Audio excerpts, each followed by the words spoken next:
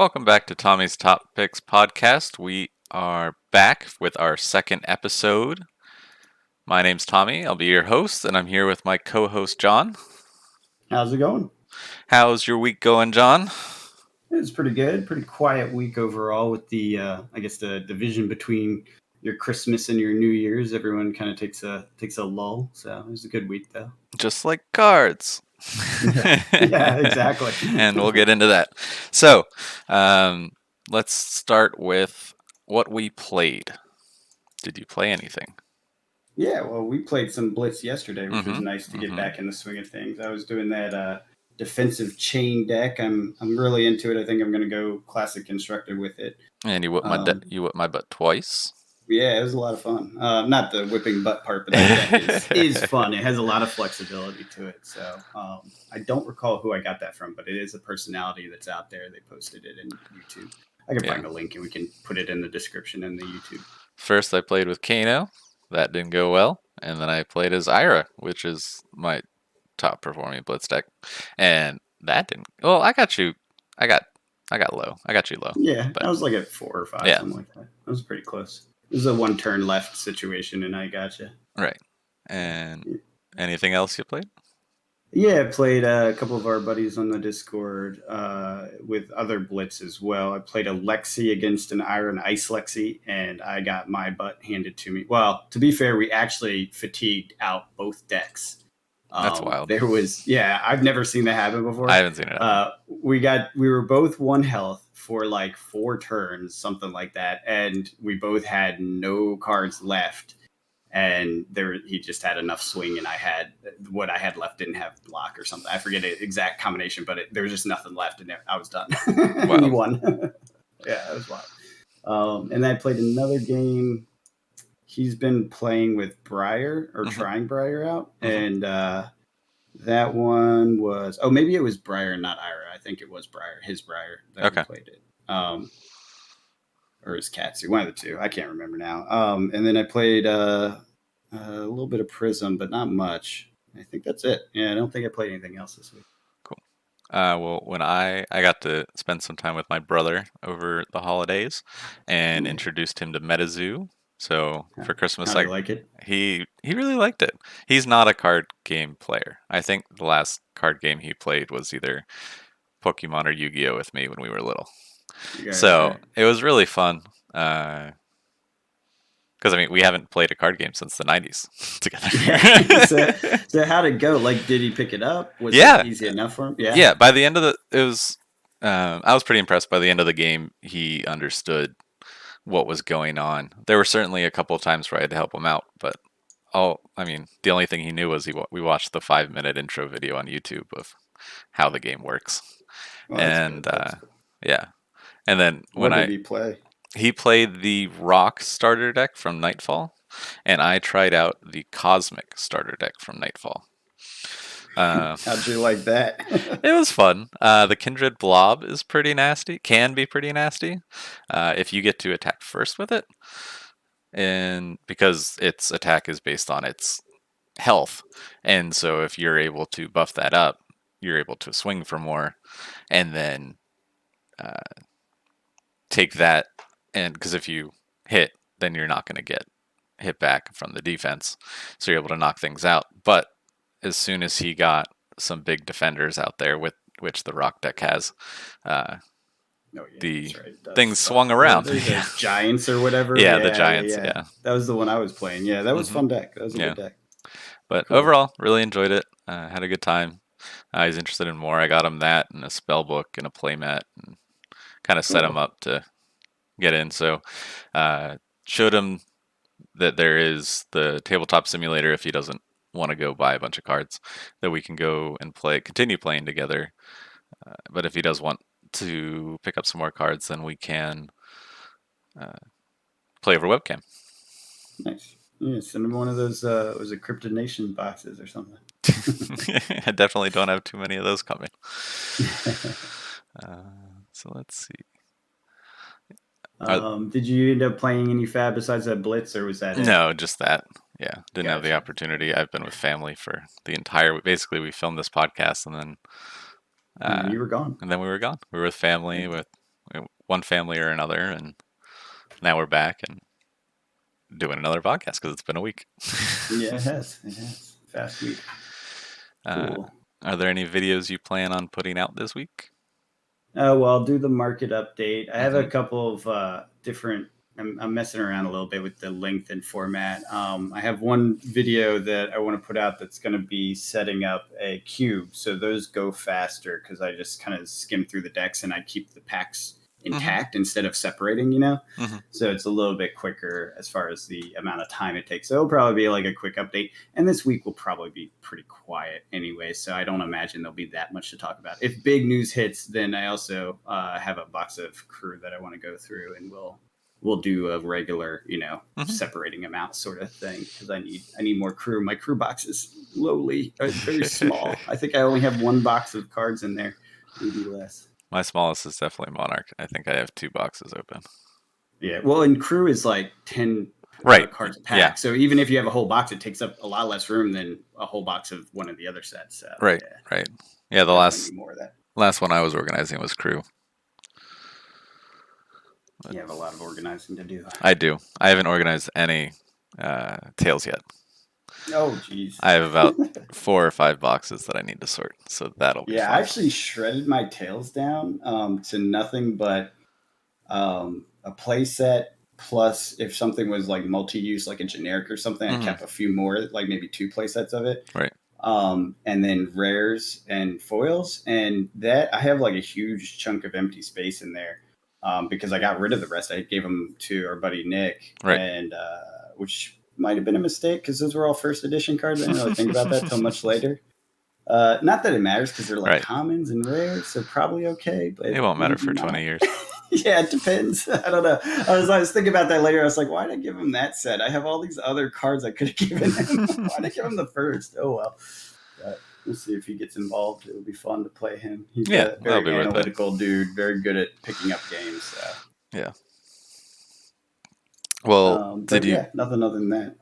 The other part of the holidays is, did you pick up anything fun? Yeah, a ton of stuff. Now is the time. Yeah, let's see, what did I get? I know I got the Carrion Husk I was waiting to get for a while. Oh, one thing I got, which will interest those that pay attention to my market update.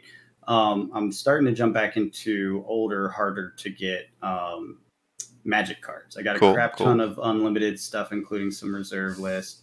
I've been looking at AB and U, obviously, is unlimited. So alpha and beta cards. So I'm starting to get back into that. It's a good Alpha time, and it beta seems, to magic get. cards?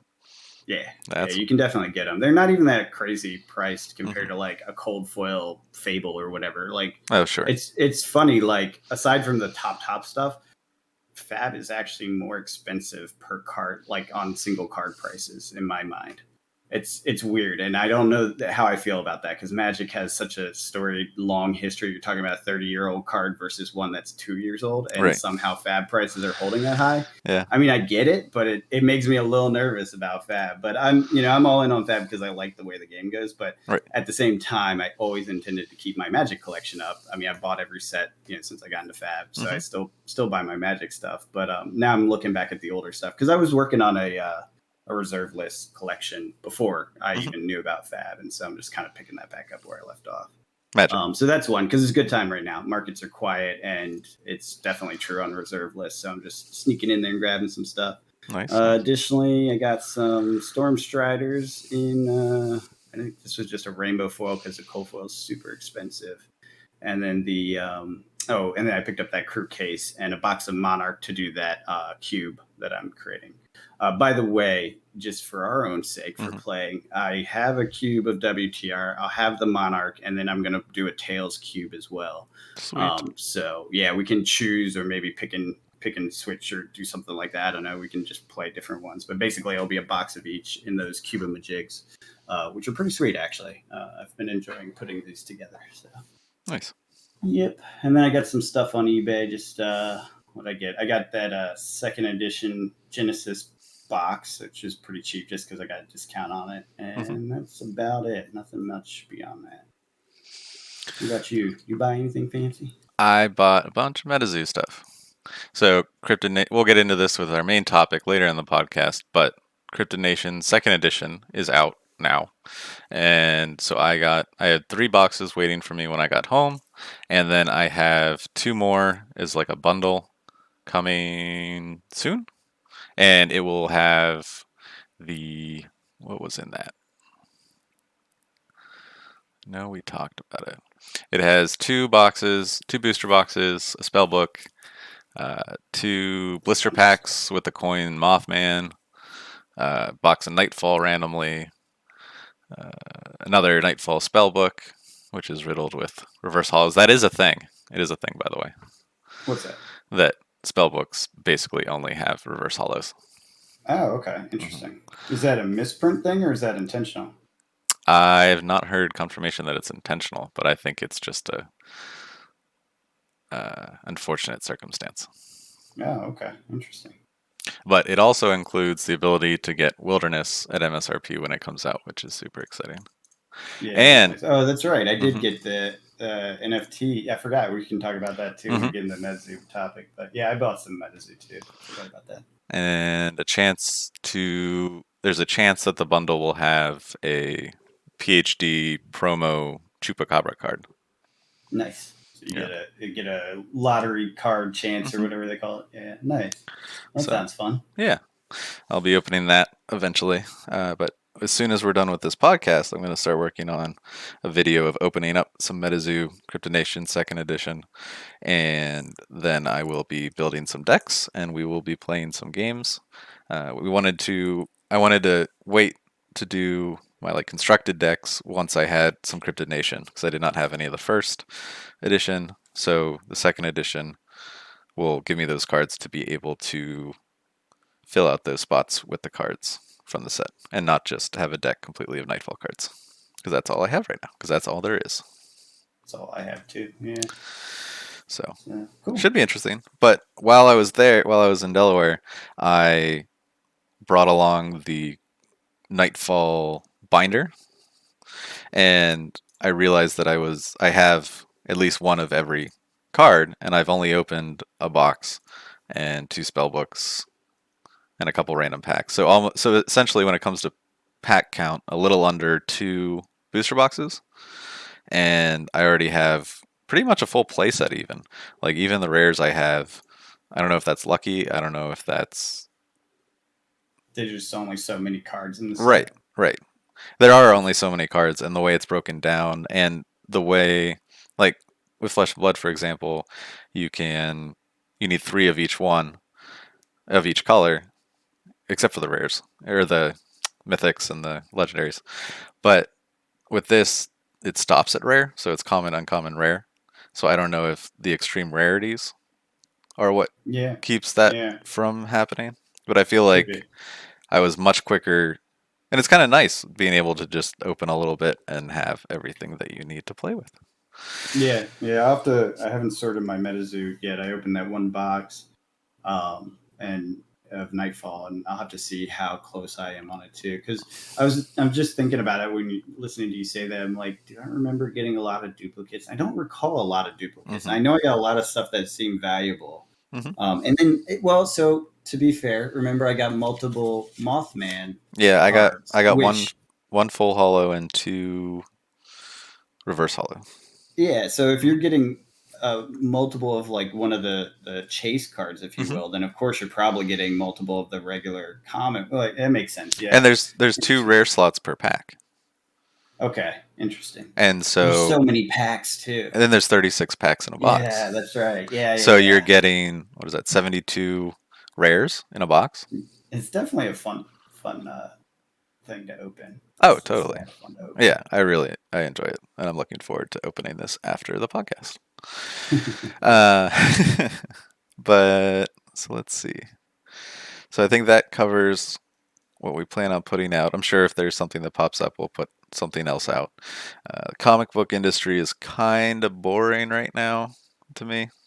There's nothing. Same as last week, basically. Yeah, it's the end of the year, early year, so there's nothing that crazy happening right now. Like there's a lot of miniseries that are ending, like the Warhammer 40K from Marvel, the Sisters of Battles ending next week. Uh, X-Men keeps chugging along. There's just it's at a point where a lot of things are in the middle or the end. There's nothing really starting just yet. Right. But Makes there, sense. It's a lull time in any market, yeah, anywhere you're spending, disposable income. It's a lull right now because everyone just bought a bunch of gifts and stuff. yeah, or So like got you can't gifts, or expect you yeah. don't want to put anything out in January because it's just no one's buying anything. Oh, Everyone's paying off their credit cards or whatever. well, the end of January is the key thing. So I'll throw Yeah. this out because I think it is that important. Uh, January 26th is when the Return of Saga happens. What is that? Saga Oh. is an image comic that is, um, how do I put this? What's the setting? It went on a hiatus for a really long time and is now finally coming back. People have been waiting years for this to come back because it left on a cliffhanger. Oh. And but so the synopsis for this one is: at long last, Hazel and her star-crossed family are finally back. But where the hell have they been? As thanks for the fans' endless patience, the Saga team is proud to return with a double-length issue of 44 pages. The story for the regular $2.99 price point without variant covers or gimmicky renumbering, which I find very fascinating and very classy. Cool. It Interesting. What's the respects the setting? investors. Like what is It's Saga? it is a sci-fi Romeo and Juliet story Ah, interesting. Interesting. where they So don't that's got to have some villains. where they don't kill each other Fair enough. or themselves. Yeah, it's absolutely incredible. My wife and I have both read it, both enjoy it. It's essentially there's a war going on between the planet and its moon. The husband, I think it's the husband's from the moon, the wife is from the planet, and they met because she was in the military and he was a prisoner of war, and she was watching over him as he did the manual labor of prisoners. And while he did his labor, she would read him these super trashy love romance novels. That's And torturous. over that, they bonded and fell in love and ran away together, and now they're being hunted. And then she gets pregnant, and then they have this baby that is now cross species of these two warring factions. So she's not Right. safe. Yeah, right on. Very, And very Romeo and Juliet then. right, and the whole story is told from the daughter's perspective. Oh, interesting. Okay. And it's so it's like some of the parts are spotty because it's all from people telling her what happened. And the cast of characters is just incredible. So if anyone has wants any comic book homework, is to read Saga. And then if you can find any of the original 54 issues, you can probably still find them cheap because I was able to recently. I filled in a lot of my because I got into Saga late and I was trade reading it, and then when it announced that it was coming back, I took a look around online and in local comic book stores, their back issues, and I was just like, all right, do you have any Saga? And they did. A lot of them did, surprisingly. And they were all like cover price or maybe a dollar or two more. And I've just been seeing them go up and up and up. Now, I'm not touching the number one. The number one right now, let's see, is okay. So there's currently being sold a 9.8, so the highest grading comic with an exclusive variant. Only 500 of them exist for the first issue. Is being sold Mhm. for $16,000. Oh, geez. Okay. So super rare then. Yeah. Yeah, I mean it's one of 500, Yeah, but that makes sense. That makes sense. Yeah, that it's does wild. sound to be about the right price. What was it? We were looking at a Fable card the other day, and I was like, "How many is that?" We did the math on it. It Oh was like yeah, 400 and something. It was around yeah, 16 grand or something for yeah. that card too. So that's your number. When you're around 500 of any one thing, 16 grand seems to be the price currently, Right, right. give or take. So, Interesting. but yeah, that was exciting. I'm looking forward to that. I do think people should read it, but It sounds interesting. Kind of have me curious. I'm not a comic reader, as you know, but I'll pick some things up now and then, and that one that catches my attention. I probably won't do it now, but I'll be like 6 months from now. I'll be like, "What was that one you were telling me about?" Saga. Yeah. So, cool. But yeah, so there are a couple of another thing that John and I both got into over one is wrapping up and one finished is Kickstarter. John and I are dipping our toes into that world of TCGs. Cool. And so I will pull up for the podcast listeners if you want to follow along. I'm going to be showing some stuff. I will try and discuss it as much as I can, but if you want the full view, I'm going to be showing it here on YouTube. So the first one is the one that I backed called Grand Archive. It's an anime style trading card game with Western game design and extreme collectability. It finished on January 1st with 1,539 backers with a total pledge of $947,400, It's a which lot of money. is a lot of money and very wild. I think they are doing a lot of cool things. They added a bunch of stretch goals, like a deck box, Some of and these add-ons are pretty cool. Like the metal cards. yeah, the When I metal saw that, cards I are was like, pretty "That's cool. cool. I can get behind that. And get a little like piece of the history." It's like in the very first people get like something real solid and tangible that's not going anywhere. Right. I think that's pretty cool. Which I find funny that they differentiate the different colors Yeah, with you're so how much you you're getting backed. one, right? Yeah, Yeah, so I'll yeah, be or getting the two. yeah, I'll be getting the blue. It doesn't go down, so you don't get like the ones below as well. You just get that level. So I'll be getting the blue one, Gotcha. which is pretty cool. Cool. Which honestly is my favorite. Like I would prefer the blue over the red. The red, I don't know why they made that one the top one. Yeah, different strokes for different folks. You're talking about people's favorite color here now. Yeah, exactly. That's fair. But I did see, Uh, I'm trying to zoom in here. These are serialized. So they Yeah, yeah. have like That's numbers that's on them. part of what was interesting about Yeah. it to me. And it's metal, right? So it's Right. like Right. it's not getting damaged. It's a serialized metal like icon of the start of this game. That I Right. find intriguing. I like that. I think that's cool. That's one of the things I like the most about this. I think when I was reading about that The metal cards. is the metal cards as a Hmm. like you were there in the beginning and you gave us significant money. Like you helped. Right. So I think I totally dig that. I did not back to the level of a metal card, and Right. I will not. But It's too but well, late it's too now. late now. Yeah, but that's okay. I mean, I get it. And for those that like this stuff and want to back it, like that's a great reward. It Yeah. would be awesome if more games did that. Yeah.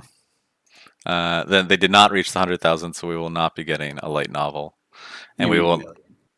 million. Sorry, and we will not be getting the uh, 2 million. 2 million reward. But That's I've been following the game. They do have a print and play out, I which saw that. looks really cool, and I want to try. The gameplay reminds me, the closest game I would say would be Flesh and Blood, in the way that uh, you do not have like land and magic or energy in Pokemon or resource cards like auras and MetaZoo. You have your hand and your card. The cards are your resources, which I find Yep. interesting. But unlike Flesh and Blood, where cards are worth different resources, every card is worth the same amount of resources. Interesting. And then there are, I forget what they called it, but there's an even risk. Yeah, you put cards into memory, and then and you select which ones you put down, but then some cards to play them, you have to remove cards from memory, and then you're kind of blindly out of those cards. One of those cards will randomly get removed, almost like Intimidate in Flesh and Blood. Hmm. But because at the end of your turn, you draw back up the cards that you paid for with resources. So Okay. they don't go back into your deck, they go back into your hand. Okay. Interesting. So in April, we'll be getting the starter decks with Lorraine and Ray.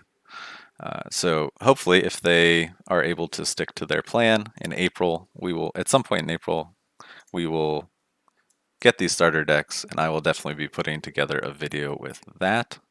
And Yeah. then they also Maybe we'll come give it a with shot. yeah, And then another kind of cool thing is that they level up, so you get stronger. Your main character gets stronger throughout the course of the game. And there are, Yeah, there's a couple games that play with that. mhm. I don't know Final Fantasy's card game, but is that one that does that? Are you familiar enough with it? I believe so. I did I've some definitely research on it, seen the but mechanics on that in a couple games where yeah, basically as you play cards, they go like behind it, and there's like a little section of the card that's essentially like the level up part or whatever. It's kind right. of interesting. I Yeah, think that's part of Final Fantasy, but I'm not certain. yeah, I don't know for sure. And then there are 7 different classes they plan on making, and They're only starting with three though, right? 4. So because Oh, of that's right. Yeah, yeah, we vote in. Any of the hmm backers get to vote in the yep. fourth. That's right. So Yeah. I voted for Assassin. So hopefully we'll see. But I'd also be okay with Guardian. I think it was between Assassin, Guardian, Cleric, and Ranger, and then Tamer, Magician, and Warrior are already confirmed for the first set. Got it. And the artwork that they've been showing is pretty cool. I've been enjoying it. On It's their very, Instagram, it's very very anime, anime. very weeby. It does have some like bright colors, and Hmm. I like Tales of Aria because of that. Versus like the earlier sets Right, in Fab right. that are darker. So I do like the brighter color stuff. I just don't like anime style. I Yeah, guess I don't that's know. fair. It's a personal thing. It's not a knock on anyone else. It's just it's just not for me. Typically, I did back it a little bit just Yeah, in case. just in case.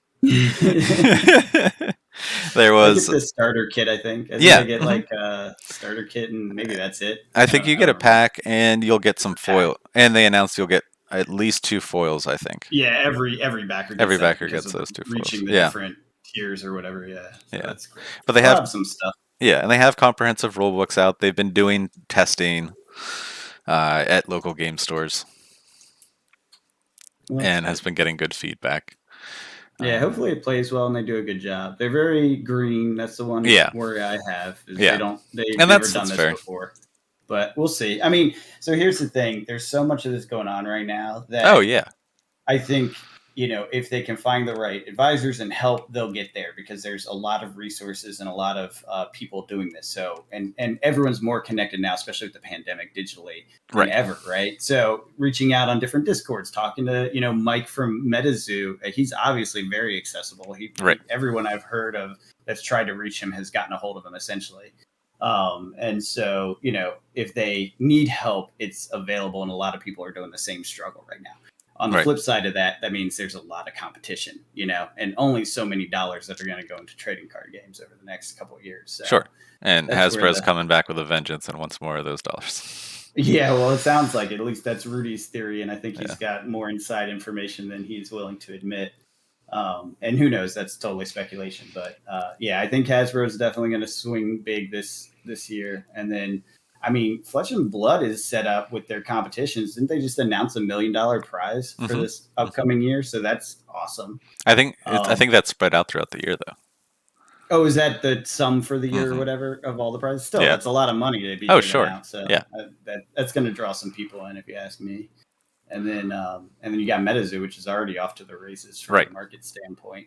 Oh, for sure. And so that's the thing. Like MetaZoo is a perfect example. Like think about how rough their launches were, Oh, yeah. Yeah. and like how many logistics issues they had, like card print issues and cut issues. Hmm. Like how everything Pringles it's foiled, and there's like weird edges on some of them. They have like a waxiness. Like there's different things on those early products because it's hard to get it right. Right. And so I'm wondering how well these guys will be able to match that, and do what's necessary to like overcome those stumbling blocks because it's tough. It's hard. You can send in for a sample print and Yeah. get a sample print and be like, oh, this is wonderful. Go ahead and print those, and then you get something totally different. Right. Yeah. And they have gotten those sample cards, and they've Yeah, actually been.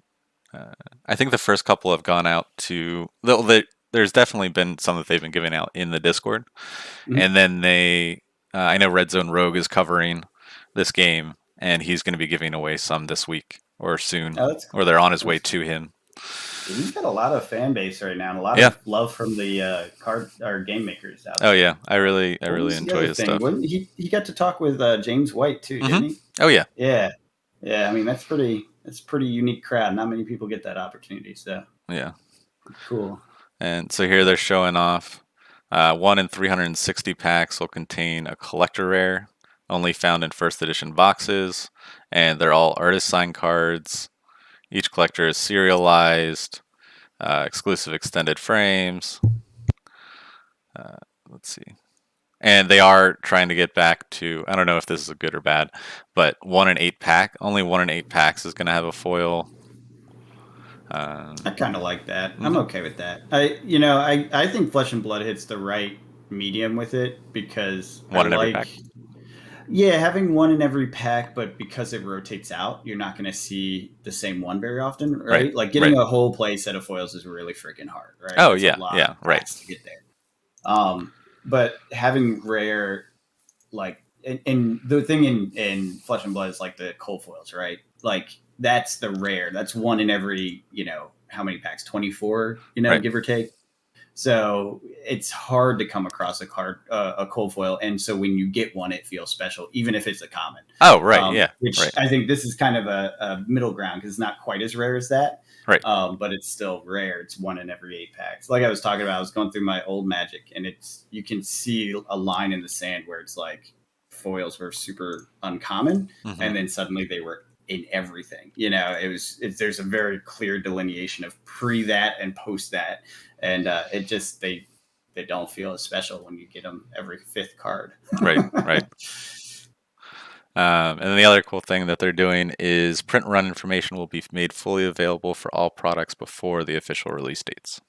That's good. I like that. Yeah. That as a collector, as an investor, I enjoy having an idea what the heck I'm putting my money into. Mm-hmm. And population reports will be published for high rarity cards for each first edition. This includes rare foils, super rare foils, and obviously collector rares.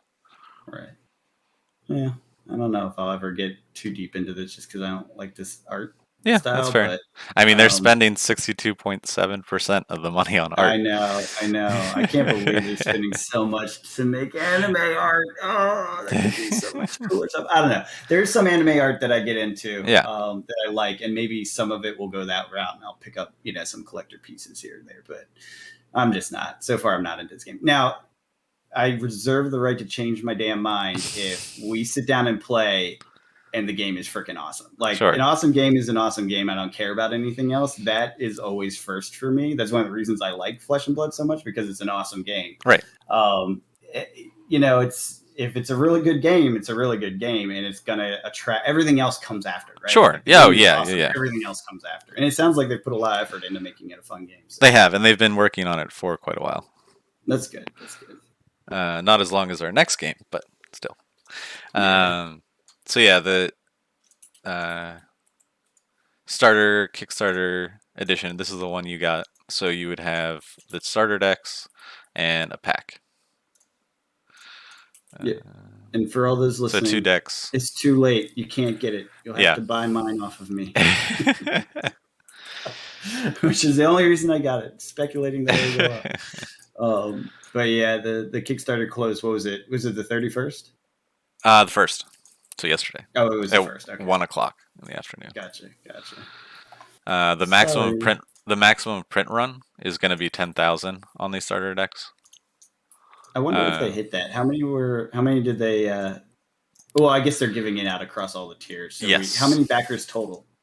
Backers total 1539. 1,539. Okay, so those decks, there's only going to be 10,000. How's that? How are they going to hold that up? Because every tier gets that, and there's 15,000 backers. I don't know. So some people just aren't going to. No, 1,500. 1,500. Oh, 1,500. I thought it said 15,000. No, 1,539. Okay, so then there's only that's good. I'm going to hold on to that thing then. There's only 1,500 of these out there. Mm-hmm. That's worth putting on the shelf. No, because if you look, you get multiple. Yeah. Ah. Where is it? Like, here it is. So I'm getting 4 of these. Oh, jeez. So there's 10,000 of them out there. Yeah. Okay. Well, yeah. I'll still put it on the shelf. We'll see. These packs though. The starter kit Kickstarter. Yeah, because they'll have the Kickstarter symbol. Yeah, that's definitely on the shelf. And it features a small subset of cards from the main set. And each pack has 9 cards. Each rare /SR Super rare, found in the packs will have the Kickstarter K symbol on That's it. also cool. And these packs do not have foils or collector rares. Right. That's fair. And then Okay. there's the booster boxes, which will have 24 packs each. Each one's Well, they can. guaranteed a rare, super rare. We don't have to go through the Yeah, whole thing. They can check it out. yeah, It's too late to back it anyway, so don't tease them with all the different things they could have gotten. that's fair. That's fair. But yeah, I'm looking forward to it. Maybe I can convince John sometime soon we can do the print and play Yeah, I'll play it. and I'll test give it it a out. shot. I'll give anything a shot. I'm not like stodgy like that. I'm not like, oh, Oh only yeah, Magic or only this. yeah, I'll give anything a shot. I just have my doubts about this one. yeah. And again, the art style isn't Right. my thing. Sure. So, but that's all well and good. Like I said, if the game's fun enough, I can put little pictures over top of their art. I'll cut out some fab commons or something. And put them It's on there. funny because they don't have all the art done yet. Yeah. So the game makers have been drawing little doodles for the print and play. Oh So yeah, on and the the print and play, there's like little I doodles. saw that. They're like, just realize this isn't the end Yeah, art. yeah. It's like, okay. I thought that was funny. That was pretty funny. That's pretty funny. All right. All So right. the next one, Yeah. moving on, we got Genesis Battle of Champions Origins. So you want to talk about this one, John? This one's Yeah. still So going on, so you can still get in. There's 5 days to you go. can buy this one, unlike Tommy's teas. This one there's still room, although I hope not too many of you buy it because I want it to be rare. So, anyways, it's I heard about this first. I think we read about it in an article, and then Louis started talking about it on Kitchen Table TCG. And he actually had this guy, the creator Assad, on and talked with him about the game. And they went into a lot of his philosophy and all this stuff. This is a game for gamers, right? I think the collectability is going to be there and it will follow the game, but it's a game for gamers first. It's actually been out for 4 years. He's been working on it, nose to the grindstone, self capitalizing it, not getting any money from anywhere else. Having to struggle through it all and spend every penny he has on this game. So he's really all in on this, right? Which I like.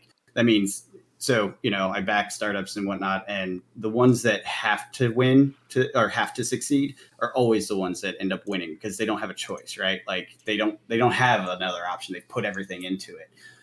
So they really do whatever it takes, which tends to end with better results. The game is fun and apparently already popular in Canada. So they have a whole play It's scene made in up in Canada. Canada. Yeah, that's why it's popular Hmm. there. They went around to all their local stores and basically it has spread like wildfire there. There are several sets that are out you can buy on eBay for relatively affordable prices, including a second edition of the very first booster box. Again, he funded all that, so there's only so many out there. And then this is their 4th year of running, and they decided and planned from a long time ago to do the Kickstarter around this time.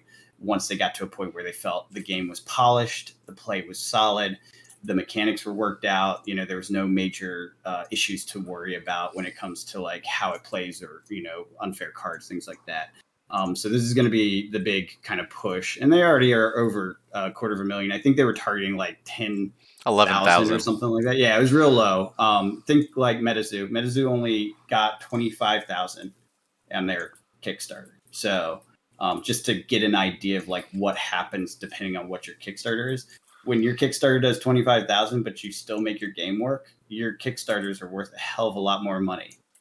Because there's not as many out there, right? Which is why I like this one. It's not like the biggest, most popular game out there, and it already has people playing it that are fans of the game itself. So there's an inbuilt kind of player base, but the Kickstarter itself isn't going like insane with it, which is fine by me. And Assad seems like a really good, down to earth kind of dude, trying to play it right. He's not interested in leaning into the speculators. And by speculators, I mean the flippers, the people that are going to come and buy it and sell for 3 times as much. He doesn't want to do that. There's been a couple opportunities for him to, basically feed that frenzy. And he has not done that and intentionally. He wants this game to be a game for the players first. They do have very rare foils. Apparently, in the previous sets, I'm not entirely sure on the ratios in this new set, but in the previous sets, they're so rare that it's like you might get one or two a box at total, and it's really hard to find like the good ones, the Majestics or whatever, the rarer ones. Hmm. So it makes them feel really special, which I think everyone seems to be leaning towards these days because I think Magic taught us what happens when you go too far the other way. Yep.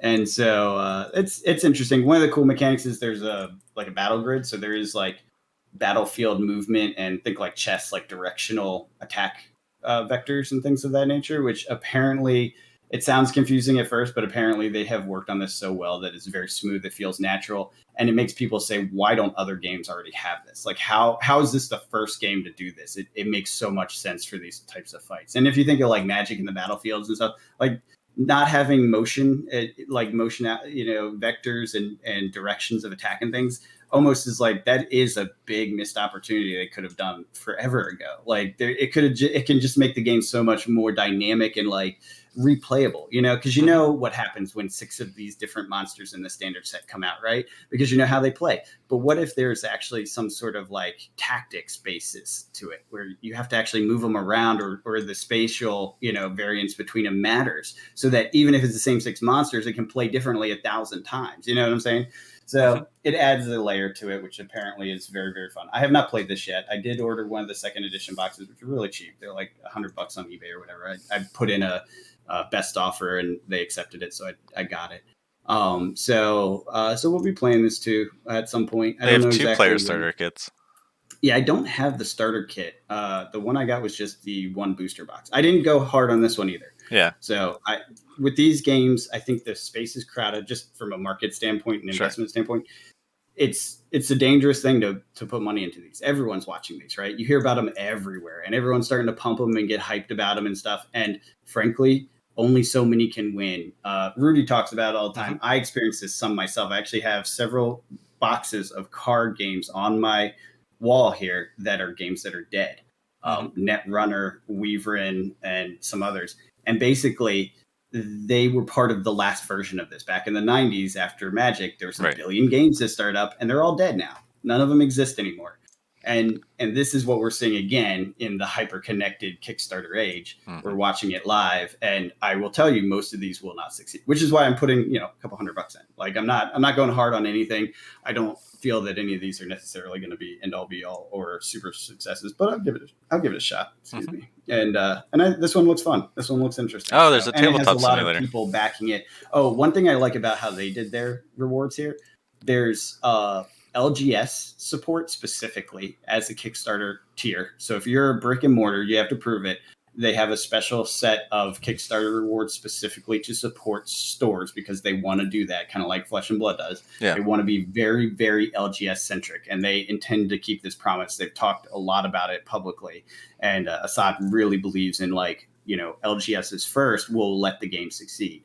And then, which I agree with. And then the second thing that I think is really good is he has content creators. Anyone with 500 subscribers or more at this specific date. Not us yet. Yeah, I know. We're not there yet. We're not there yet. Spread the word. Let's get some more subscribers. But they had a special kit for them too, which I think is brilliant. They're really, and apparently he's like Mike. He's following Mike's lead. He's reaching out specifically to small content creators. He's getting involved. He wants to be accessible. And I think that's brilliant, and that's how you succeed, by being part of the community that you're building. Not just being arm's length. I think, right. And so I think they'll have a lot of success with it, and the game's already successful to a degree. It already is popular in Canada, so now he's just trying to spread it around the world. So worth looking at, definitely. Grand Archive also has the LGS tiers where you have to. Oh, did they? I didn't notice that. Okay, yeah. That's good. That's good. Hopefully they do the same thing, because I really want the LGSs to be like front and center on a lot of this stuff. It's too easy for this to all go to Amazon or something, And no, they have, as much as that's a thing and there's value there and efficient distribution of stuff, at the end of the day, these games need to be played with people. Right. And it's hard to find those people if there's no stores. Right. So. So I believe there's 2 game store tiers, and you have to prove that you're a brick and mortar. And then on top of that, they're also making an app. So you know how Flesh and Blood has you log onto the site. Yeah. So they are building an app through that to manage your score, and then you'll actually gain XP, and just like Flesh and Blood, and it's but there's actually rewards and stuff tied to that. Well, that's cool. That's cool. I like that. Ready for the next topic? Yeah, let's figure out what that is. Pokemon. Pokemon. Oh yeah, let's hop into. I pulled that up. Yep. All right. So there is a bear market in Pokemon right now. If you are It's looking, awesome. if you are looking for something to throw money at, you don't need to care about the game. Again, we are not financial advisors, No, but definitely not. and so do not take advice from people on YouTube. But we figured we wanted to point this out if you have not heard about it already.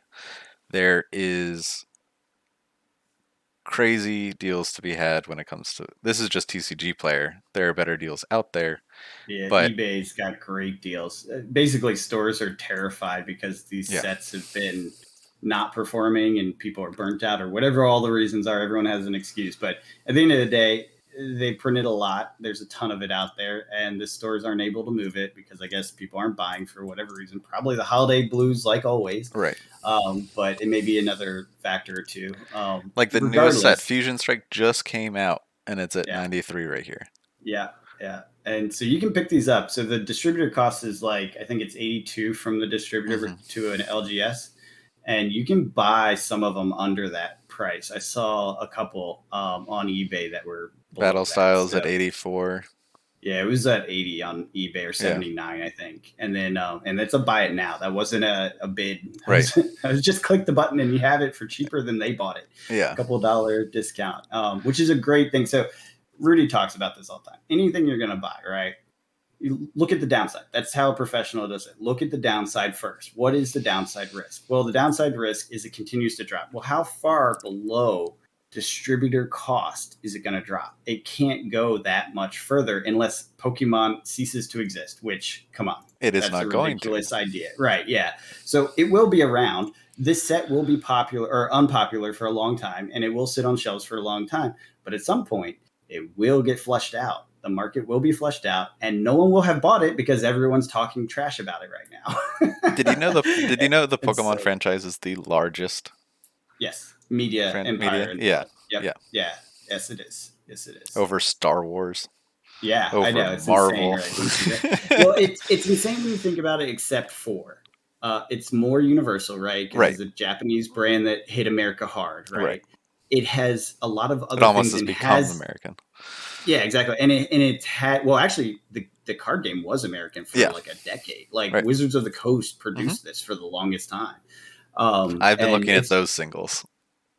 it's such a weird thing too because it's like by a conglomerate in Japan Hmm. because Nintendo was I think the original IP creator, right? Or they acquired it. I'm not sure which. It But is the Pokemon Company. They have exclusive rights to it, but they do not own it. They are separate from Nintendo. Nintendo wasn't the creator. Okay, so it No. wasn't the video games that started it all. No, I mean it was the games. It was Red and Blue, Yeah, those were the first product, and they right? were only on Game Boy. Yeah, yeah. But Well, remember, Nintendo only does exclusive IP. They don't tend to do. Well, I guess it's not true on Game Boys. They always had yeah. other games, didn't Oh yeah. they? Okay, Oh so yeah. maybe it was its own thing first. Like I thought it was a there's Nintendo IP originally no that spun out and became its whole thing. Regardless, Nintendo is right a now it's partial owned by owner. like seven Right. companies. Right. Yeah, it's owned by this umbrella company called like Gamey or something. I'm Yeah. making that up, but it's something weird, some Game weird Freak. name like that, which is owned by the Pokemon company and six other companies, one of which is Nintendo, another is like a car company or something. Hmm. It's like crazy how it's structured. I did some research on this. Clearly I got interested. And so I wanted to know how this whole thing was Hmm. set up and how it worked. And the card game is a smidgen, teeny tiny piece of nothing Oh of yeah. that empire. Yeah. It's not even listed in the top seven parts of that company. No. So Pokemon as a company has airplane sales. Hmm. Yes, there are Pokemon airplanes that you can buy. And they did more sales in airplane sales in the last year or two, whatever it was, than they did in the cards. Yeah. So the cards are actually a tiny bit. Like when people talk about it and compare it to Magic, they're wrong. Like No. Magic's way bigger than Pokemon cards, Yeah. but not bigger than Pokemon Empire, right? Right. That's Right. that's the difference. Is Pokemon's Empire is huge. huge. It has plushies and cartoons and airplanes. I can't believe there's airplanes for sale. But I was also reading that the amount of people that buy Pokemon cards compared to the amount of people that play the amount of people that play the game is about 4%. Yeah, so it's like there's not really players, which is why it's a different thing. Like I really It don't is. It like when really people is. compare them because it's a very different market. It's a different set of purchasers. Hmm. It's a different mentality and motivation. So it plays different. Like they shouldn't be next to each other and be like, oh, one's better than the other. They're both No. good in Yeah. their own thing, and they're Right. doing their own thing, and they are different things. Right. So, which is interesting. But anyways, point being, it's a collectible. For It's sure. in a bear market, and whenever any collectibles in a bear market, I start getting greedy. Blood in Everyone's the water. afraid. Yeah, Blood in the that's right. streets. Yeah, just like last time. So I'm Yeah, I'm like you can definitely get licking my chops and watching this and saying might pick up some of these for the shelf soon, just to sit on them, just to yep. sit on them. Because then you see like XY era, which is so there's different eras of Pokemon cards. We're in Sword and Shield right now, probably towards the end of it. And now we have, if you look back just to XY era, you're looking at 716 a box. Now Yeah, Evolutions is a little different because it has all the throwback cards to the original set. gotcha. But It's like, still down too, though. oh Like yeah, that, everything's still low. It's more solid, but it didn't. Like when's that dip? Yeah, that's October dip. Yeah, that's when yeah, everyone's crying. yeah. Yep, yep, yep. But But it still was at good time to start. 866. Yeah, I know. I mean, and Yeah, now it's at 740 or yeah, whatever. Yeah, so yeah, yeah, 716 G's. Yeah, so you can get a discount. You can yeah. get a discount. And these sword, the base set is what you're not seeing a lot out there right now of the modern cards. So you're starting to see this go out of print, and so Yeah, this that's is what they kind were of saying. It's hmm like you're starting to see the turnaround from the big Pokemon dip, which yep, is why I started looking a little closer at it to try to figure out all this stuff. There's so many different products too. yeah. Like Evolving Skies was selling for 180 just a couple months ago. Darkness 114 of now. yeah, I think Darkness Ablaze was around 200. Yep. Yeah, Now it's 110. yep. And it's all because of Charizard. If the set has Charizard in it, it That's sells. what people say. Charizard is Because the key. the amount of playables in that set is like nothing. Well, If you the looked other at build, thing, I was starting to watch some PokeTubers, hmm and one of these guys who's like, how to, he's very open about how to hmm set up your own shop and do things like that, right? yeah, And he was saying, which is one of the reasons I'm interested in this because he's got some very interesting perspective about the market. And he's oh saying sure, basically there's no competitive play right now. I no, guess for whatever reason. What is the reason? Do you know? COVID. It's just COVID. It Okay, that's what hasn't. I was It thinking, but just I wasn't hasn't come sure. back. Yeah, so they're Um, just like they shut it down, and as a result, that is limiting sales because sales would like even if a set did this where it was like too much on the market because they've right, had these waves before, it would equalize around competition because people would be opening boxes to try to get certain cards, right. and you're not seeing that because it just doesn't exist right now. So I think we're going to get to an interesting situation where distributors are just going to have a ton sitting there. LGSs are going to dump them onto the market at low prices that you're starting to see now, and then it will come back. Now, the one thing you got to be careful with compared to other games is they have an open policy of they can always print it again, the Yep. exact product. So you have nothing, no guarantees with Pokemon. That's the one thing. Now, that said, do they ever actually? Have they ever gone and printed an old set that's super pricey now? No, no, Yeah, I was about to say, how many sets have there been? no. Like So like 4,000? yeah, like this was yeah, like there are sets like the Sun and Moon era, Mm-hmm. and you're seeing like 400, 700, 300. Steam so Crimson Invasion was always kind of like a joke of a set. There weren't any playables in that, and there's no hits. So the other thing that drives the price of a set is what's in it. It's not just Mm-hmm. it's not just like everything will go up, but by how much? And Charizard's a key factor, Mew's a key factor. So like the new set, Fusion Strike, I think will go up, but there are certain sets that just don't have any big pulls or big hits because there's Right. usually only a couple per set.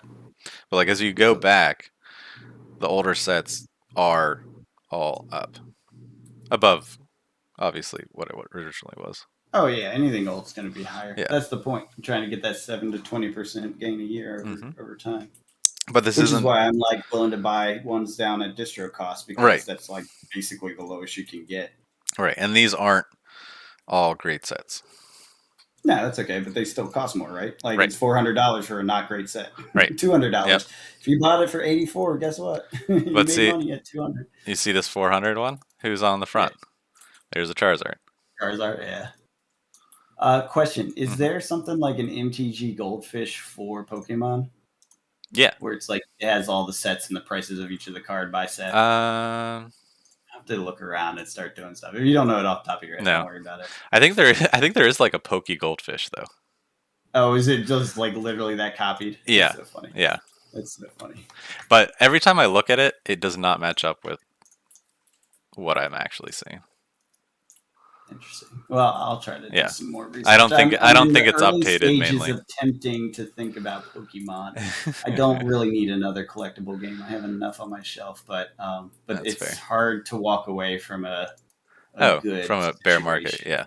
Yeah, any bear market. This is where money's made when the market's like at its worst. Right. Every market, I don't care what it is, crypto, stocks, housing, everything. When it's at its worst, that's your best time to buy because you have the chance to get the most upside. That's why I'm like, it's hard to say no to this because it's literally below distributor cost. It doesn't. Right.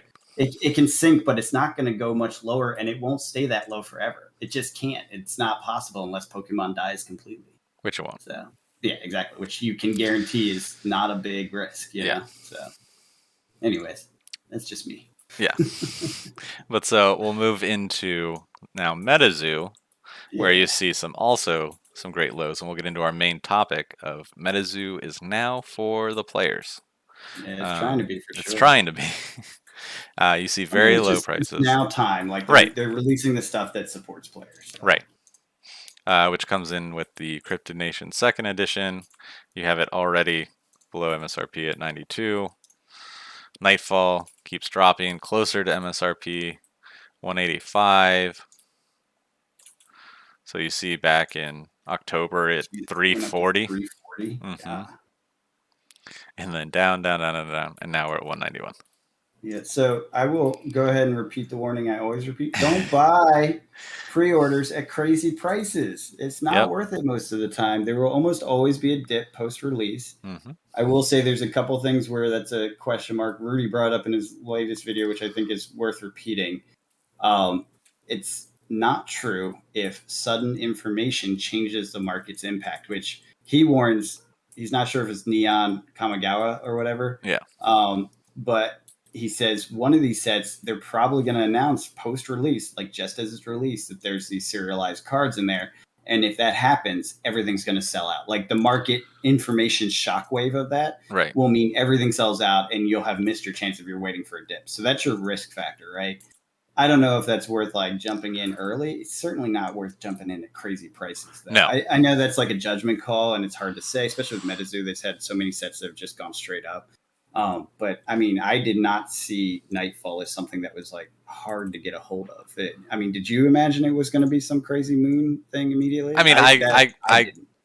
I grabbed a box. I think the highest one I grabbed a box at was 200. Yeah, I think my highest was like 250 in a kit. Like it had other Right. stuff. Yeah. So yeah, I mean, yeah, don't buy them for 300-400. That just No. is. I know it's That's nuts. insane. The problem is like people remember the first two sets. You know, the The Kickstarter first and set. Yeah. the first set. Yeah, Well, and yeah, and those then you did. They see, jumped immediately. They yeah, were impossible to get a hold of, and so people are just reflecting that. But it dipped down to 600, wow, well, I just bought one. Oh yeah, so but let's then talk it about jumped right back up. first off, couple things. $99 box Yeah. of Yeah. Cryptid Nation 2 Yeah. as from the what's it called from the marketplace itself Right. with the blue sticker. The Yeah. NFT, Yeah. Let's talk about which that. apparently has some special indication. You said I didn't even know this. I have the NFT and I didn't even know it. So I'll start from the beginning. Hmm. A while ago, they offered these NFTs. They're little coins that are like little symbols of each of the different main ones, like Mothman and Wendigo and stuff, right? So they're the popular ones. They're specific colors. So they have gold, silver. I don't remember what the purple one's called. Purple and something else. So there's different tiers, different critters, and then they also introduce some other rarity factors where when you minted them, and it's a whole complex thing. I'm not going to go into NFTs and how they work, but when you make them, there's some variants they threw in there so that there would be misprinted coins, as it were. So some of them were double stamped. Some of them had like cracks on them, like part of the coin missing, stuff like that, which indicated that it was that coin. So like a purple Mothman. I don't know if that's one of them, but it's a specific coin with a specific critter, but it's also a damaged one. So it's even higher rarity than that current rarity. And then they released the numbers on everything. And I don't think there's more than 400 of any one thing. So they are all pretty freaking rare. Yeah. So remember, like we were talking about, when it's a rare thing, it should be worth a lot. Now, the reality is it's a digital rare thing, so it's not worth as much. What if I right click it? What if you right click it? Well, no, that's not the same.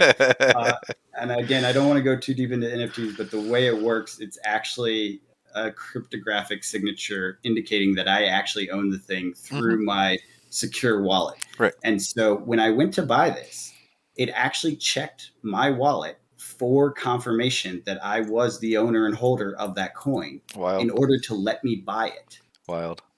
Yeah, it's like the future is here kind of thing. It was pretty nuts. So Shopify has an integration with all of the crypto wallets, MetaMask and Coinbase wallet and whatever. And it just, you had to click a button to accept it, to allow it. But when it did it, and if you're getting into this, go read a lot about it. It's very risky. You can accidentally give access to some rogue company or person, and they'll steal all your stuff. So don't jump into this lightly. I just want to give that fair warning out there. I've been into crypto for a decade plus now, so I know more about it than most people. So it wasn't a difficult thing for me. If you're brand new to it, go learn a lot before you go risk a lot of money on this stuff, because it's very risky and there's a lot of scams. Oh, yeah, I'm not touching that. Warning it out there. I haven't done for the market yet. But it was cool. They basically made it so the people that got involved and were willing to take the risk with them get access to all these things. And what it boils down to is I get access to some exclusive stuff that's related to any product release.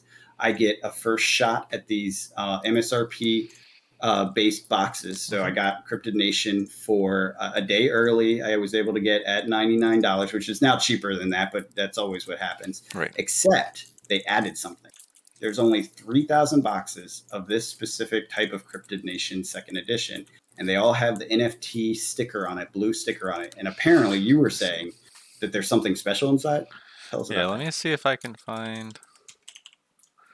Well, what did you hear? Just go with the. I just heard that there was it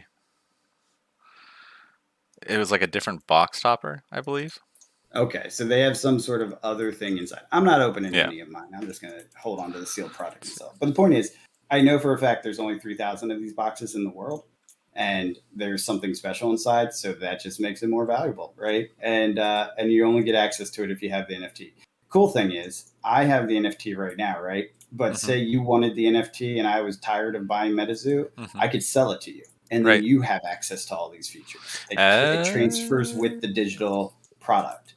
So it's not like the Rudy card where it's like if you bought a Gem Keeper and you're on his list, you get the discount. It actually transfers with the digital token. Interesting. So yeah, and it's all tied in, and apparently they're going to offer like VIP parties and stuff, like all sorts of crazy stuff is planned for the future. I don't know how much of that's just hype BS, to get people interested, and how much is true. But regardless, or exclusive tournaments, like get you into a tournament. I mean, I was able to get an exclusive product. Like that's one thing I can say for a fact. I got that. That was neat, and I'm glad I bought the NFT.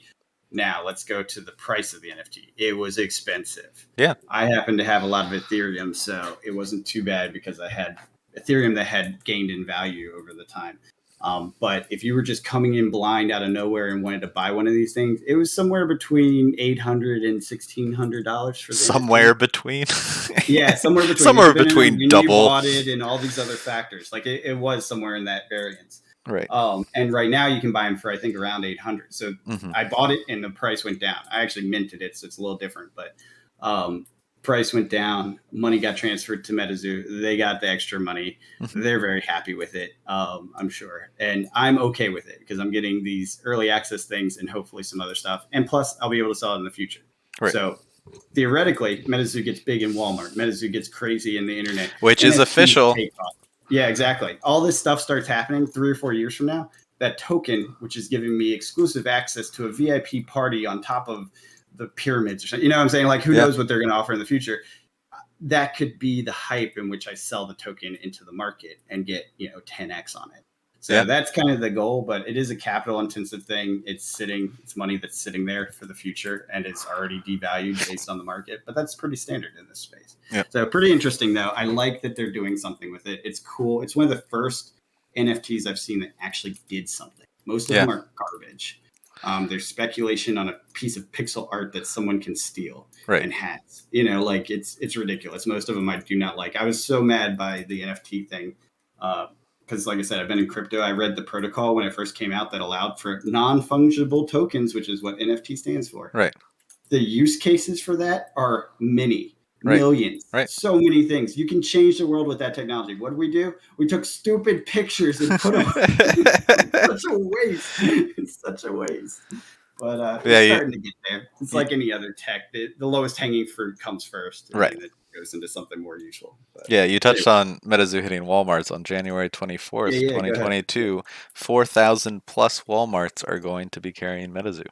Yeah, that's cool. That's a big deal because that's a very Walmart big deal. Doesn't do that. They do small launches. They're doing a big launch with them. That's huge. They believe in this and they think they can blow this brand up and they're going to get something out of it. So having Walmart on your side makes this a much bigger game very soon. Do I hate Walmart? Yes. Is this exciting? Yes. Exactly. Yeah, I'm not a fan of Walmart, but I'm a fan of my products becoming more valuable because Walmart's involved. Exactly. But yeah, I find it interesting how, like, if you pre-ordered it on the 16th, you're paying $160. So again, don't pre-order cards. Yeah, that is LGS is basically scamming people. Yeah, right? It's insane. It was never that. You could buy it. I bought one from a regular LGS website, Token MTG or Token something like that, TCG. That's it, Token TCG. It's just a website of an LGS or a small, digital one. I bought it for $99. Like before, I pre-ordered it. It was while these prices were happening. So you if you did a good enough search, you didn't have to pay $160. Yeah. So I mean, it's definitely doable. So just be careful out there. People will throw extra dollars on there just to get the sales. So. Yeah, I got 3 different boxes, 2 of the NFTs, and then the one that was just random, which I'll probably open that one for the cards. And that one was, and they were all $99. So nice. And if you just waited, it's $92. Yeah, exactly. So I will say the on marketplace price. So the NFT day was, I forget which day, like call it the 1st. I think it was the 1st. Yeah. Or no, maybe it was the 31st. Whatever it was. The NFT day was the one day, and then the next day they did the general release. Right, and that was $139. Marketplace, yeah, exactly. So the retail price that they were offering was $139. So I can understand why people might have paid more, but it really wasn't necessary because, like I said, I went on, like I pre-ordered 2 or 3 days before the NFT release. I pre-ordered 1 box from this token TCG, just a regular TCG with a small shop. And I got it for $99. So people were offering it for lower out there. It wasn't on TCG Player. So you do have to like search around and stuff. And I find that's often the case. TCG Player does not tend to have good pre-release prices. I love TCG Player, but don't pre-release anything there. No. Like if you look at Everfest right now, I think the prices are way above MSRP. Let's see. Last I looked, it was a couple $100. I was like, what? Why? You can buy it from like everywhere for a reasonable price. Let's see what it is. 92. Oh, it's down now. Okay, good. Okay, that's fine. Good, because it was like $400 for a while. I think it was. What? I was like, why? We made this mistake with Monarch. Don't ever do this.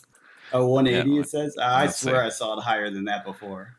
189 in the last month. Okay. Before December 5th. Yeah. Yeah, double the price of its actual freaking product. Before it even comes out. Yeah, don't do that. Guys. That's wild. Just buy it at retail or get your best. There's one exception where you'll feel like a fool is where some special announcement happens and they never hit that price again. But how many sets come out before one of those hits, right? Like that's a once in a year, 2 year. That's situation. The exception. Yeah, it's the exception, not the rule. So don't be a greater fool for everything just because the occasional situation. And if you miss a shot at something, you miss a shot. It's not the end of the world. It's always another deal. Anyways. Any other MetaZoo stuff? Let's talk about the 4-player stuff. Yeah, so uh, now is a great time if you have been following MetaZoo, looking at MetaZoo, but not haven't taken the leap into, or if you've bought a bunch of MetaZoo and haven't decided to start playing it yet, you can feel a lot more comfortable doing that now. And honestly, from my openings, I am really impressed with the experience because like I said, I've opened roughly 2 boxes worth of cards packs, one actual box, and then 2 spell books, which the rule persists of only reverse hollow. And then I opened up some packs as a reward, uh, as uh, with prize money I got from a Flesh and Blood event, and that equates to 32 packs, which is almost 2 boxes. And I pretty much have a full playset. The only thing I'm really looking for left in and that's just for Nightfall. And I was able to fill up my entire binder, a lot of hollows and reverse hollows. But the one I'm still looking for is a full hollow Grim Reaper. I didn't even get a reverse hollow Grim Reaper, which was depressing. No, I But think I have one of the hollows. I'm not sure which. but it was, I don't know, it was really cool. I grabbed the let me pull it up. So what I think is really great about MetaZoo is it's attracting both collectors and players, because every time I've played the game, I've enjoyed it, and every time I'm going through and doing like collector aspects, pack opening, sorting, I'm enjoying it. Now on their marketplace, they have these binders. I grabbed the Nightfall one and the Cryptid Nation one. The Nightfall one, the art is awesome, and I was able to fill up a complete binder with one of each. So it's like a 163 card set. So I have one of each card, and then one of the auras, and one of the terras, and that completes the set.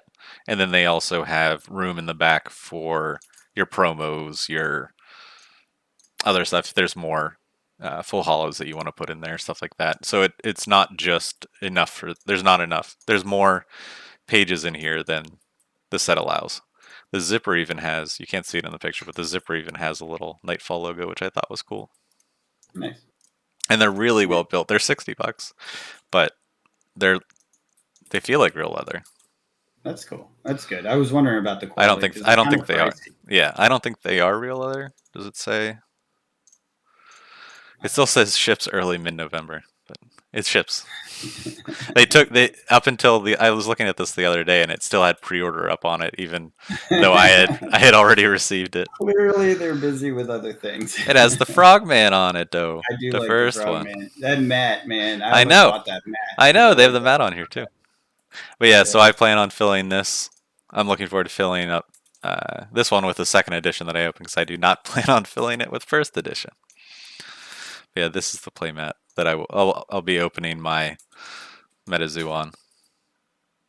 Yeah, so I've been getting into this too, and I've opened some product. I have to say, it is fun to open. It is really a joy to open. There's a lot to open, so you feel like you're getting your money's worth just from the 36 process. packs in a box, 2 rares per pack. One is and that's the other thing. But... Yeah, you get a lot of hits. You're like, oh my gosh, how much stuff is in here? I did my typical list. I think we talked about this last time, and there's like 20 or 30 hits in the freaking box. I was blown away by how many like good cards you pull out of it, which I see why people are tearing this stuff open so fast. Right. Because you can sell the singles and actually make money. Oh, totally. The EV on the boxes are wild.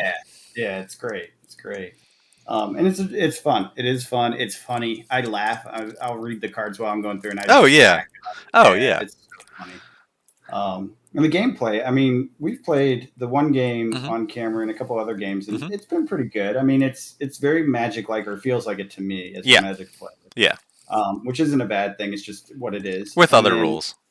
Yeah, with other rules. I think the other rules are what make it interesting too. Like the trap cards, the terras, and the game I played with my brother, the terras really came into play. Oh yeah. because I played a Stars Terra and I really started to gain some steam, but then he played a Mountain one and the game it was done. Because I had a board of a bunch of small guys getting buffed up uh, by the Stars, and then he put the Mountain up, and all of his walls just got massive. Yeah, those mountain guys get Hmm. big. I remember that. And the defender with flying and stuff, I had to go through. I couldn't go over top. I had to. You have to attack the defender first. Yeah, yeah. So it's a fun game though. I Hmm. enjoy it. And there's some good stuff happening. They just had a big competition over the weekend. Yep, January I 1st, don't yesterday. know how many people got involved, but it seemed like it was a lot going on. I haven't had a Uh, chance to catch up on it, but Yeah, I was somewhat watching the Discord. I wasn't watching it too closely, but there was a constant like pings and announcements and stuff, and apparently it was pretty big deal going on. So they're getting there, and that was prize support, a one of one NFT, so a special yeah, NFT with the prize for the winner, and I'm pretty sure that NFT now gives that winner all that exclusive stuff I was talking about with the other NFTs. right, So winning that is actually something beyond just the NFT and bragging rights. It does give you financial value going forward in the right. game. And then they could always sell it.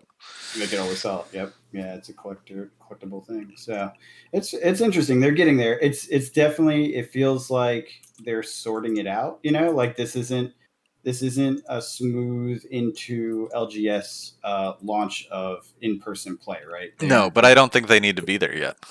I agree, and I don't know that they LGSs aren't ready yet. I don't think that that's necessarily their game plan. They're going into Walmart first, right? Right. Like, think about it. If you're going into Walmart, is the LGS the center of your universe? I don't know that it is. Do you need to give every LGS that sells your product free stuff to get competitive games going? I don't know that you do. I don't know, and they're clearly comfortable running an online tournament. Hmm. So maybe they just skip that and go kind of a different route. I don't know. And is that a good thing? If they really cut LGSs out for the sake of Walmart, I'd be annoyed with that personally. Magic did it for Amazon. I know they did, and that and look where Magic is now. Yeah, fair enough. look Fair, what has happened as a result. fair enough. So I do worry about that.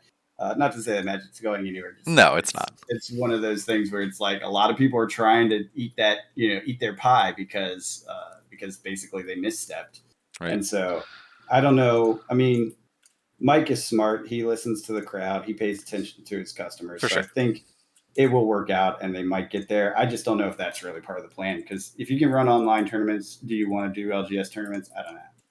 Yeah. And it can play much like a Well, they want to. Pokemon. They It's do not want to. playing Yeah. necessarily. It's collect more Right. on the LGS side.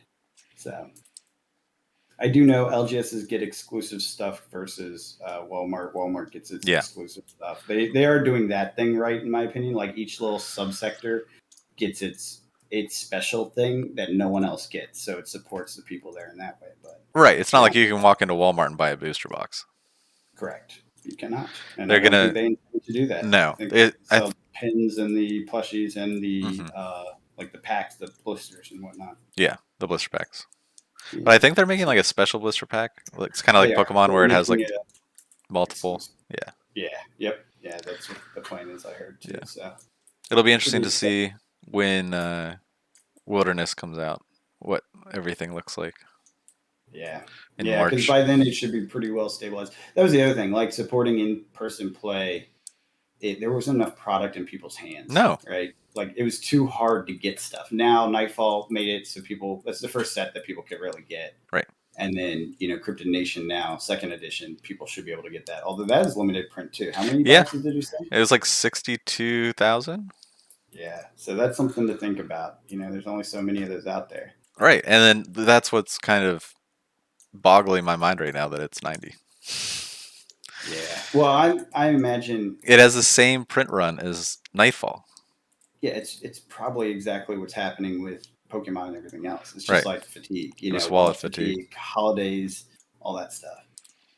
So you gotta realize that there are times when markets will dip regardless, Hmm. and we'll see what happens with it. And plus, it is a second edition, so Right. just mentally, it has a less prestigious name. Sure. It's like I can miss second edition. I'll wait until Wilderness comes out and make sure I get first edition of every set. People have that kind of Right. mentality. Yeah. That makes sense. Yeah. I did pick up a first edition of Cryptid Nation from Rudy. He had a Hey. special, and it was the one thing that went out Yep. of off sale within 24 hours. I forget Yep. exactly how many hours it was, but it was Yeah, fast. I saw it before. I saw it when I woke up. Yeah. So I was like, oh, glad I bought that. It was Yeah. I was him and Han, me and Tommy were talking at the time, and I was like, I don't really want to pay that price. It's expensive. I mean, it was a discount to what was out there, but Sure. Yeah. um, I it's didn't just pull the like it trigger. was a lot of money. It was Yeah, a I lot of didn't. money. I didn't feel like doing it. I have enough. I always have too much MetaZoo. I always Yeah, have and then enough. every day, every time we talk, you're like, "Oh, I have I way too discover much something. MetaZoo." Yeah, So then now I I'm go just waiting invest for some more. John to be like, "Hey, Tommy, do you just want some MetaZoo?" Well, you're not going to get a discount. I'll tell you that. But yeah, I'll end up selling some of it eventually. I mean, I got Nightfall. I got extra Nightfall. I got one for my shelf and a couple for sale that I'll sell when the price goes up. And I got a bunch of little blisters and stuff that have already gone up in price. But a lot of that stuff I want to hold on to for a long time. Oh yeah, and I honestly like if you look, yeah, there's a big difference in price, but not. It's still like if you look at first sets, the second edition isn't a slouch, No, no. And I think it's and it's interesting. almost. I think it may not have the higher price point, but it will sell better. It'll sell easier. Yeah. Well, and I also wonder if we're going to see some limitations of logistics play into the market. Like people are probably like, "Oh, it's second edition is probably like an unlimited or something, right?" Because that's the mentality around most games.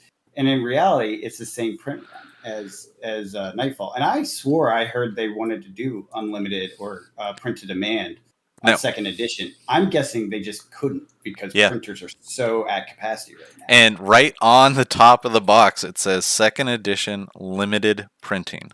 Oh, it does. Okay, so On the maybe they top of didn't. the I box, it swore they said says that. limited printing. Interesting. Interesting. Will they have an unlimited? Will there be a third I edition essentially? I don't know. Ah, interesting. Well, whatever. I'll pick it up anyways because it's a thing. I will say this is the opposite of my usual advice, and I do not advise because MetaZoo is literally the hottest thing out there right now. Even though these prices are lower than their release prices, for some reason this market just doesn't give up. There's Nope, just infinite demand for it. So it's wild. Oh, if yeah, you buying in look in at the the top is essentially what you're doing right now, and right, I'm okay with it. And I don't put a strong amount of money into it, so I'm not too worried about it. But yeah, it's the opposite of what I'm talking about doing. Go I'm go for the just low ball stuff. I'm just trying to play the game over here. Well, yeah, I get that. I get that. I'll play some of it, Oh but yeah, yeah. I'm not in love with the play style compared to like Flesh and Blood. Oh I sure, really, they're very very different. yeah, but it's worth checking out. It's hmm definitely interesting. All right, well, what So else? I wanted to go over quickly if you are interested in actually hopping in, what these different products are and what they consist of, what Go to for it. know before purchasing. So I have TCG Player up here. We'll just kind of go over things. You have the standard booster box. They have 36 packs in them each. Nightfall seems to be going around 180. And like we talked about, the second edition of the first set being 92. Those are the only two sets out there right now. You can buy them in case form. The first edition's going for around just under 900. If you are just looking to play the game right away, they have Nightfall starter decks, and the first edition Cryptonation starter decks are out, but those are also very expensive. Anything first edition is expensive.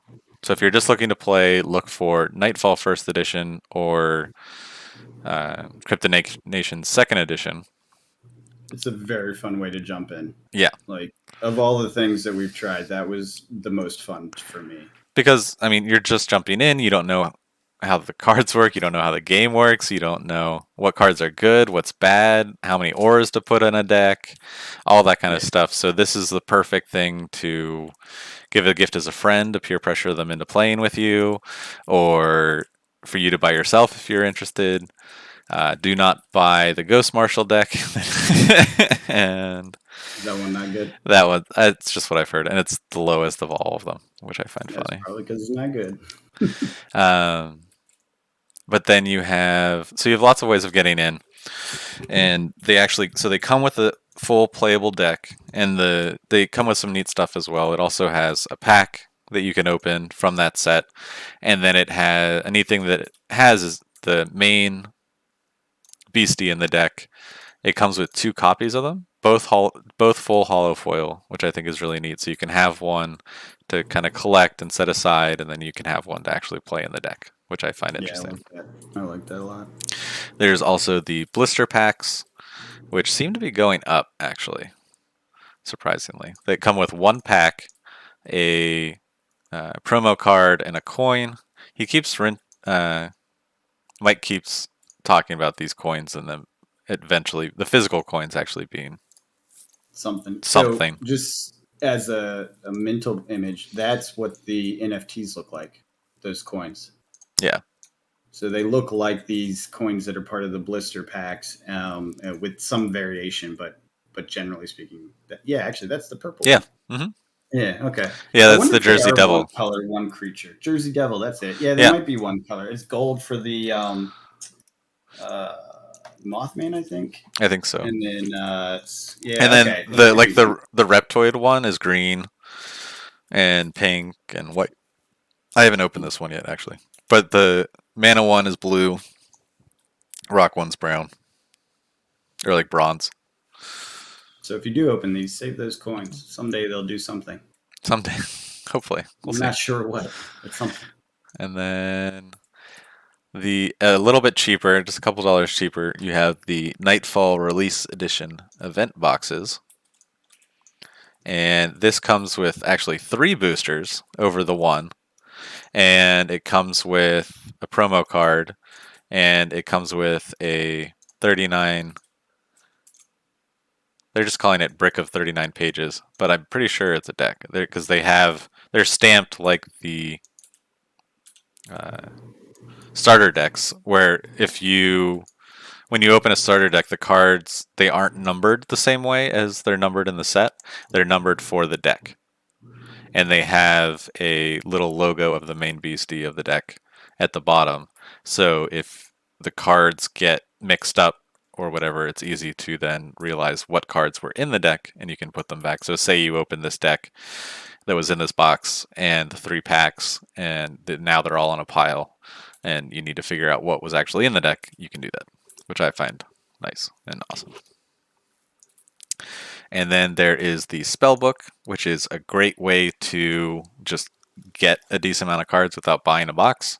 Now, know going into this that it is pretty well known that the packs in this box are riddled with reverse hollows opposed to full hollows. I opened 2 of them, was not able to open a single. So out of 20 packs, I didn't open a single full hollow, and many other people have said the same thing. But it also does come with a exclusive promo card, the 10 packs, another coin, a rule book, a 60 count sleeve, which I thought 60 counts of sleeves, which were pretty cool. The map, a token sheet, and an aura deck. The map is a play mat. Not one that I would recommend playing on, but like Yeah, you're it's a little seeing, weird. yeah, like you see just in October people were paying 126 for this, and now you can get it for 33. That's crazy. I didn't realize that. Yep. Oh yeah. And then 40 6 months. Let's see. Yeah, so it peaked at like 127. That must have been pre-order stuff Yeah. because that was before it got out. It got out around Halloween, right? Yep. Because if you look at the first edition spellbook, people were probably expecting it to do something like this, where let's see, 74, and then it just went up and up and up and up. Yeah, don't expect that going forward, No, guys. this is the first set. They're getting to equilibrium with Yeah. their printing and demand, so it's not going to It's be like it's the really crazy. just that first set, first edition. Yeah, That's there's no free tendies in no, this market space. There's a weird, situation last year, but no, don't expect that. no, that's done. We've moved on. Yeah, So yeah, and then you look at like here's the brilliant Aura deck. This is one of the starter decks from the first set. And then you have yeah. and then the That's wild. What went on here? Just for a blister pack with Mothman. 673. Oh, that's the first Ed. It's the Yeah. Kickstarter one. Yep. Oh, that's why. Okay. Yeah. So that's even before. Yeah. Remember, they got $25,000 Yep. for their Kickstarter. I think they Yep. had like 100 backers. Yeah. There's no I think it was like product produced. 250 something. Yeah, there's no product produced in that Kickstarter. So anything that's Kickstarter is Yeah. literally a super, super rare commodity. So then At you least have for this. right, and then you have $70 for the first edition, which that was started at Still, 45.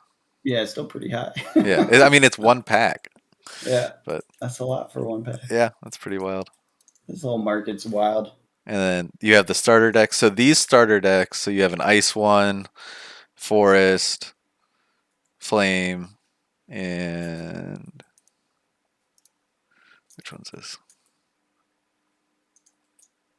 Goblin King. Goblin King. These it's a dark. And so these there will be a second printing of these that'll be coming out soon. I noticed that the starter decks tend to trail a little bit behind the booster boxes because like the Nightfall Yeah. starter decks didn't come out till Yeah, but that was an accident, and they yeah. said they're trying to get that fixed this year. I don't think they did. Not yet, at least. No. Hopefully, with was it Wilderness? Yeah. Yeah. Yeah, I think those need to be coming out quicker. Yeah, they're trying. We'll see what happens. But as my recommendation, this is what I've been trying to get my brother into the game, and we were finally able to play. And so giving him a starter deck, a spell book, playmat, sleeves, that's kind of the best entry point. The problem with the release edition, even though it is slightly cheaper than a starter deck, is there are 5 possible decks, but if you and a friend get the same one, you don't know which decks you're getting. So you can open up the same one, then you're playing the same deck against the same deck, which doesn't sound very fun.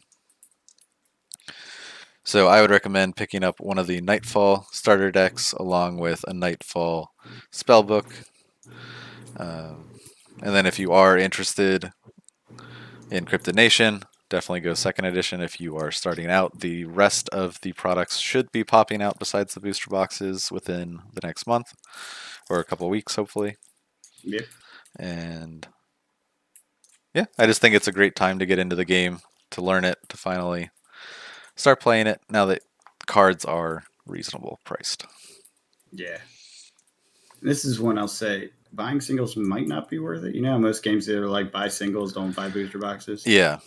This might actually be the opposite because the singles market, last I looked at, I haven't looked very closely recently, but it is crazy, the prices on singles.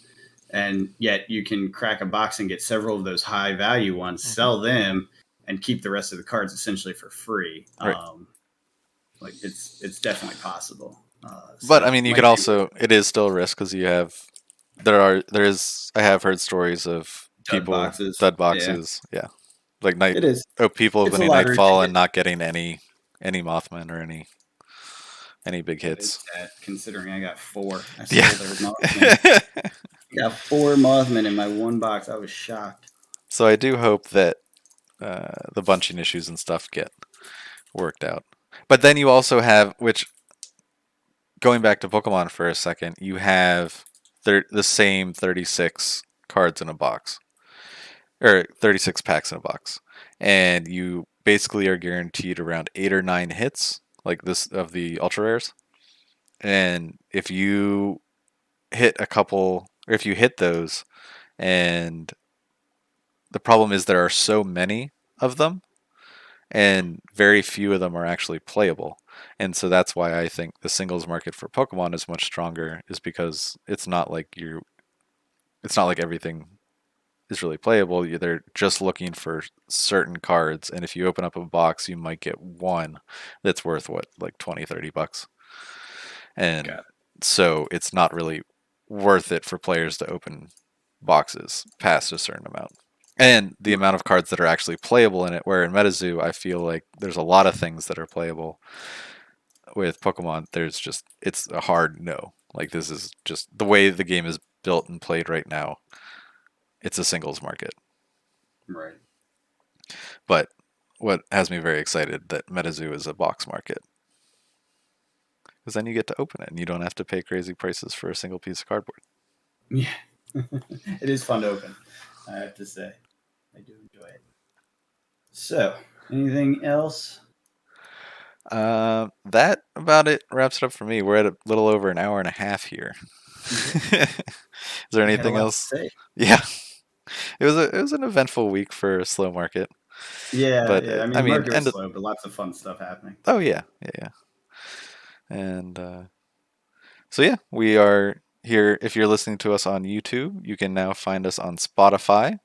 And if you are listening to us on Spotify, you can find our YouTube channel on YouTube, where we do videos and box openings and other market updates and whatever we feel like putting out at the time.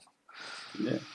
If you have recommendations, leave them in the comments because Hmm. we do listen to our audience. Yeah, we We want to do hear from you. appreciate you as we head into our first full year of this, Hmm. new year, and all that stuff. So, My New Year's resolution was to keep doing this at the end of 2022. So I'm there's in it, that. man. Oh, yeah, we're in I it. love it. I'm having fun.